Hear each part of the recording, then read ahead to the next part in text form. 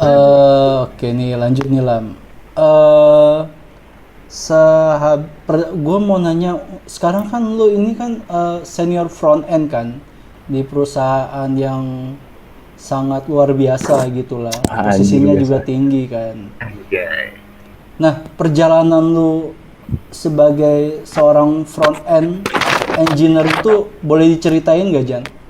Jan, Oh Lam. gue sih Lam. Sa- Sambil ada pertanyaan gua, maaf ya. Salah lihat muka. Boleh nggak ceritain, Lam? dari ini kali ya dari pengalaman gue dari magang dulu aja sih. Oke, magang. Magang.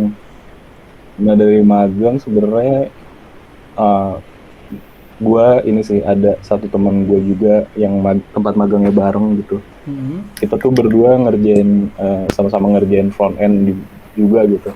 Nah itu dulu pakai Angular JS bukan Angular, sekarang udah Angular berapa ya, 5 ya, udah Angular 5 ya sekarang.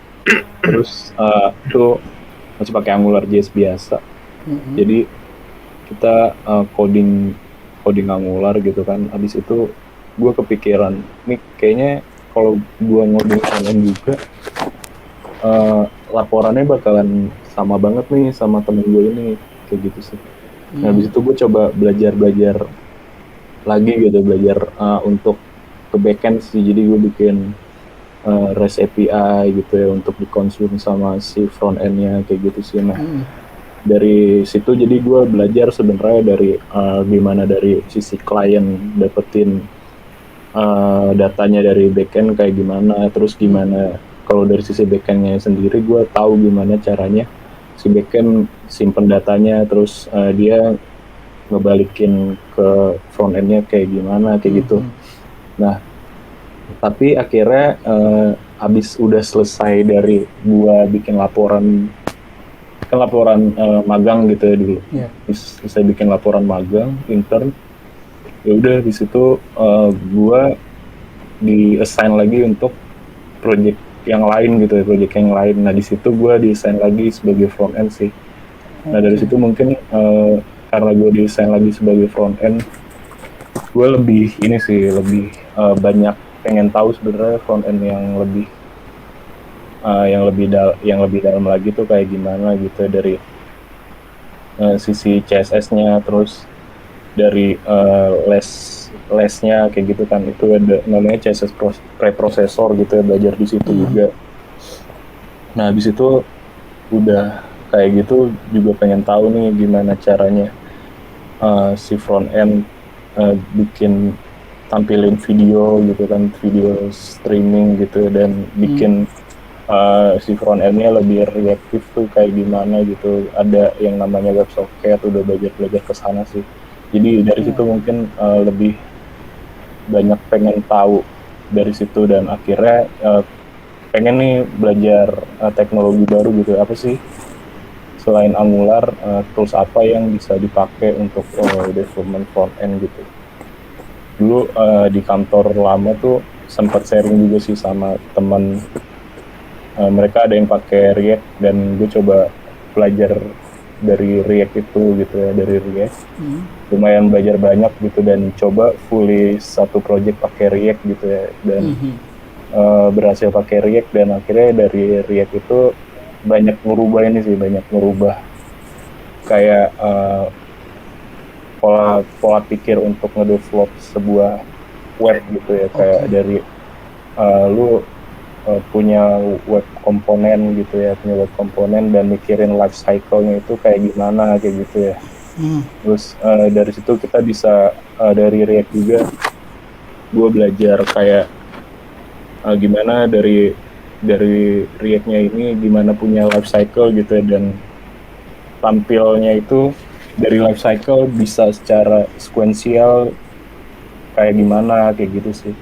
Dan dari situ juga gue juga bisa tahu nih dari React, yang gue dapat lagi adalah gimana si web itu bisa secara reaktif nge-get data gitu, nggak perlu ada uh, beberapa banyak change. Itu ngebantu banget sih dari belajar itu gitu. Jadi bikin gue bikin gue ngerubah pola pikir gimana caranya bikin sebuah web yang bener kayak gitu.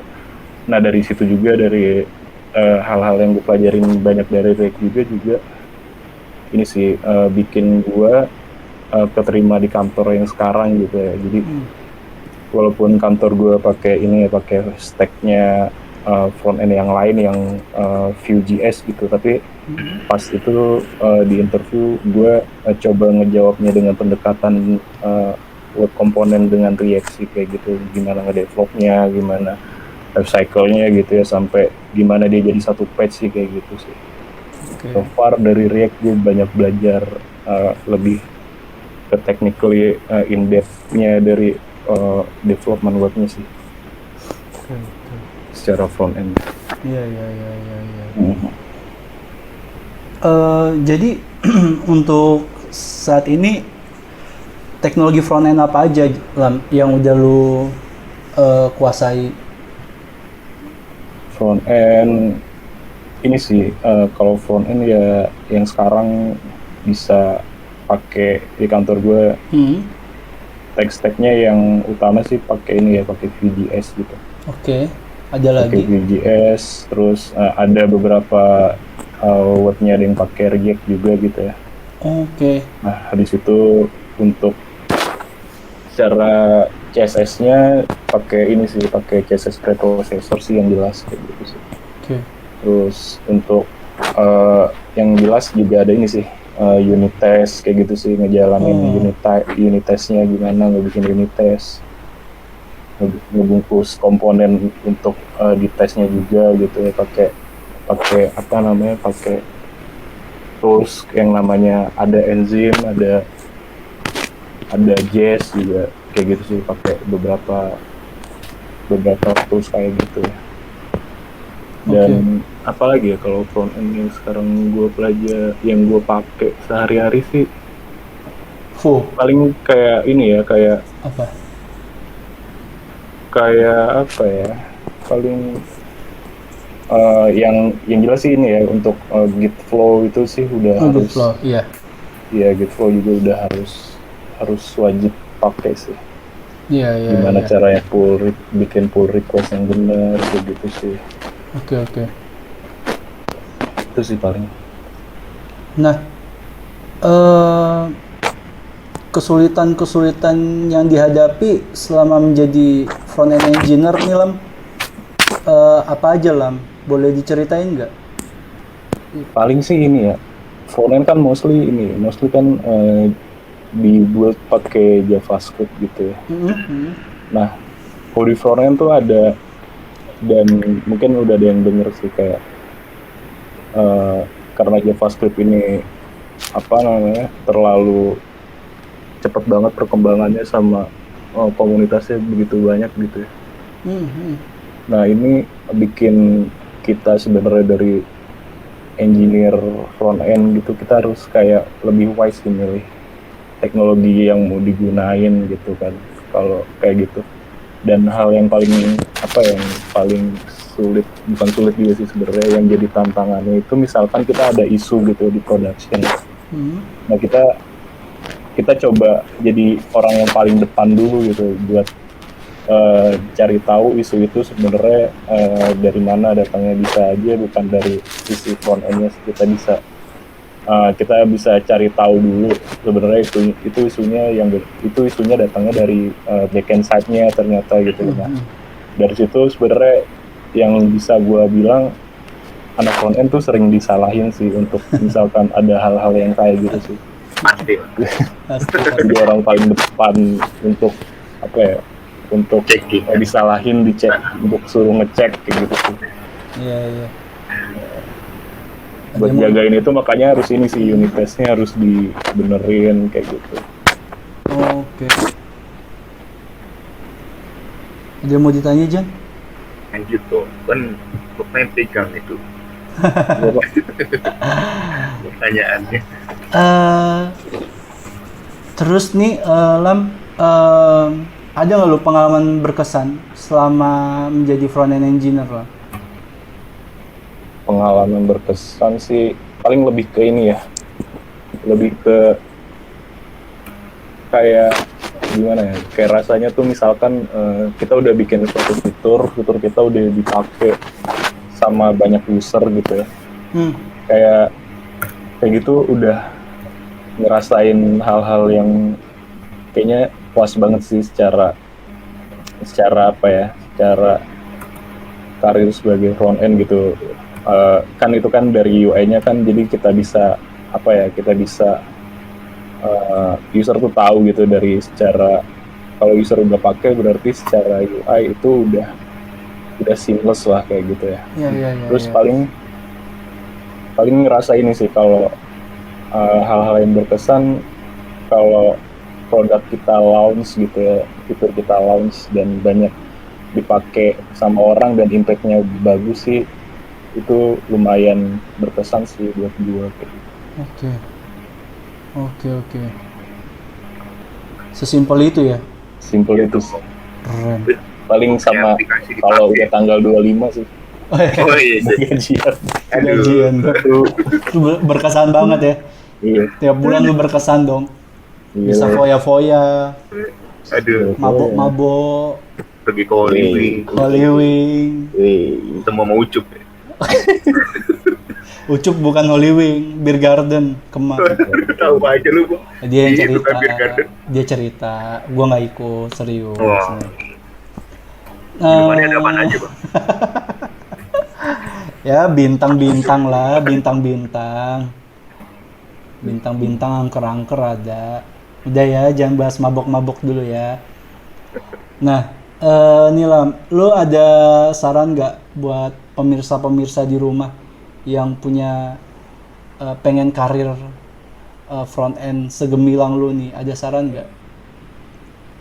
Lebay banget segemilang gue, lebih banyak yang jago lo di kantor gue. Gue cuma songgok biji apa? biji-bijian. Wah, sama. Paling ini sih kalau saran ya sekarang kan banyak gitu ya, buat banyak media gitu buat lu belajar gimana tahu dan gimana caranya bikin sesuatu gitu, kayak misalkan medianya dari YouTube gitu ya. Podcast programmer tersesat juga ada nih gitu. Amin. Gitu. Bisa dipelajarin lewat situ sih buat hal-hal yang pengen lu ketahuin lebih jauh untuk lu belajar sesuatu sih, nggak melulu tentang front end aja gitu. Misalkan tentang lu pengen tahu tentang back end, tentang big data gitu ya, tentang data science, tentang DevOps gitu ya, DevOps. Iya. Dari situ bisa belajar dari kayak YouTube, kayak Udemy gitu ya, beli course-nya aja gitu. Iya. Banyak sih sekarang, nggak sesusah dulu kalau mau cari media belajar gitu. Dan sebenarnya tinggal di diri kalian aja sih, kalian mau belajar ngedalamin itu atau enggak nih. Padahal di luar sana udah ada sih medianya, tinggal kalian pakai aja gitu gratis. Banyak banget sebenarnya dari engineer jago gitu, dari Gojek, dari Blibli gitu, dari Tokopedia gitu, udah bikin kayak apa ya, kayak video YouTube untuk ngejelasin gitu ya, untuk ngejelasin suatu tutorial gitu. Bisa belajar kayak gitu sih. Nah, setelah udah belajar kayak gitu ya, tinggal kalian ulik aja dan kembangin aja sih rasa penasaran kalian gitu. Misalkan kalian pengen apa nih yang mau di-achieve gitu ya, untuk jadi front end gitu. Kalau dari awal front end sih mungkin belajar HTML-nya dulu aja gitu ya, belajar HTML dulu, kemudian belajar CSS-nya dulu aja gitu. Nah, udah sampai itu mungkin bisa nge-create kalian sampai kalian apa ya, sampai kalian tuh bikin memacu diri kalian untuk cari tahu lebih dalam lagi sih, untuk kayak engine yang lain gitu, misalkan pakai JavaScript-nya gimana nih, kayak gitu sih, lebih ke situnya. Dan kalau udah tahu kayak gitu semua sih, mungkin ya dicobain aja sih, coba bikin proyek aja gitu ya, misalkan gimana caranya eh, apa ya yang simple, aplikasi to do list lah yang Iya, banyak to do list. Iya. aplikasi to do list gitu ya, yang banyak udah cobain hal-hal kayak gitu, udah coba dibikin projectnya, terus coba di push aja gitu, di commit ke Git gitu ya, sekalian buat portofolio aja sih, biar dari company-company lain nih, misalkan kalian udah tertarik untuk ke jenjang yang lebih profesional gitu, tertarik gitu ya, dan tinggal lihat portofolio kalian aja sih di Git. Kayak Oke. gitu. Mantap, luar biasa. Advice-nya nih. Sungguh dalam. Dalam. Oh, jangan gitu dong. Ini kita gimmick. Lele, gimmick lele. Hey. Kan Sri Mulat, Sorry. Pak. Ya ampun. Lu ada pertanyaan gak, Jan? Ada sih, gue udah pengen nanya ini dari tadi sih. Boleh. Apa nih? Ya, terus ini kan nanti banyak yang dengar gitu kan. Nah, kalau untuk sekarang gitu di perusahaan, kan dulu kan pernah di perusahaan sebelumnya itu yang di Pondok Indah. Nah, rekomendasi tools-tools yang harus dipelajari untuk apa teman-teman yang mau gabung ke front end itu apa aja, terus apa lagi ya tadi ya? Oh iya, terus apa aja sih yang kerja sama front end itu?